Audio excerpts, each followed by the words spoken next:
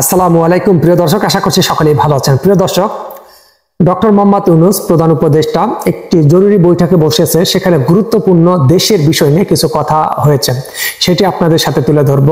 বন্যা পরিস্থিতি এনে দেশের আরো অন্যান্য বিষয়গুলো তিনি তুলে ধরেছেন। তিনি কি বক্তব্য দিয়েছেন সেটি আপনাদের সাথে শেয়ার করব। অন্তর্বর্তীকালীন সরকারের উপদেষ্টা পরিষদের সদস্য নিয়ে জরুরি বৈঠক বসেছেন প্রধান উপদেষ্টা ডক্টর মোহাম্মদ ইউনূস। বৃহস্পতিবার বেলা 11:15টার দিকে রাষ্ট্রীয় অতিথি ভবন যমুনা বৈঠক শুরু হয়। সূত্রে জানিয়েছেন, দেশের বন্যা পরিস্থিতি নিয়ে আলোচনা হবে সেই বৈঠকে। বন্যায় দেশের 6 জেলায় এখন পর্যন্ত অত্যন্ত 17,96,248 জন ক্ষতিগ্রস্ত হয়েছে, জানিয়েছেন দুর্যোগ ব্যবস্থাপনা ও ত্রাণ মন্ত্রণালয়। এখন পর্যন্ত একজনের মৃত্যুর খবর পেয়েছে মন্ত্রণালয়। তবে কালের কণ্ঠ প্রতিনিধি কাছ এখন পর্যন্ত 6 জনের মৃত্যু হয়েছে বলে খবর পাওয়া গেছে। মঙ্গলবার থেকে বন্যা পরিস্থিতি সৃষ্টি হওয়ার পর ক্ষয়ক্ষতির তথ্য জানানো হয়েছে। বন্যায় আক্রান্ত জেলার সংখ্যাটি 6টি। জেলাগুলো হলো কুমিল্লা, ফেনী, চট্টগ্রাম, খাগড়াছড়ি, নোয়াখালী, মৌলভীবাজার জেলা সহ কয়েকটি জেলা প্লাবিত হয়। 6টি জেলায় মোট 1,89,663 পরিবার পানিবন্দী হয়ে পড়েছেন।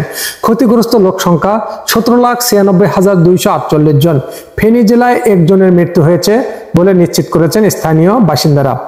তো দর্শক, এই ছিল ডক্টর মোহাম্মদ ইউনূসের বক্তব্য।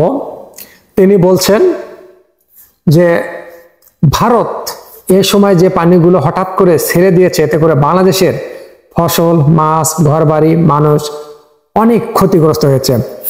অর্থনৈতিক মেরুদণ্ড বাকিটা একেবারেই ভেঙে দিল ভারত।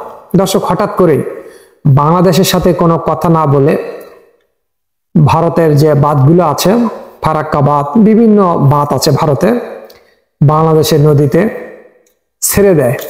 আর এতে করে হঠাৎই বন্যার পানি এসে ডুবে যায় কয়েকটি অঞ্চল। 6 থেকে 8টি জেলা ডুবে যায় এই বন্যার পানির কারণে।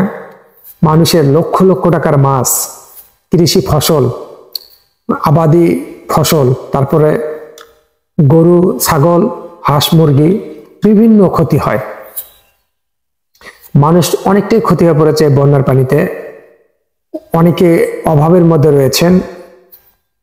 বাংলাদেশে আমরা অনেকে আছি যাদের অর্থনৈতিক অবস্থা অনেকটাই ভালো। অবশ্যই পাশে দাঁড়াতে হবে এই সময়। আপনারা একটু যোগাযোগ করে যারা বন্যায় কবলিত হয়েছে, পানিবন্দী হয়ে পড়েছেন, তাদেরকে একটু সহযোগিতা করবেন। কারণ অনেকের হয়তো বাড়িতে খাবার নেই, অনেক কষ্টের দিন যাপন করছেন।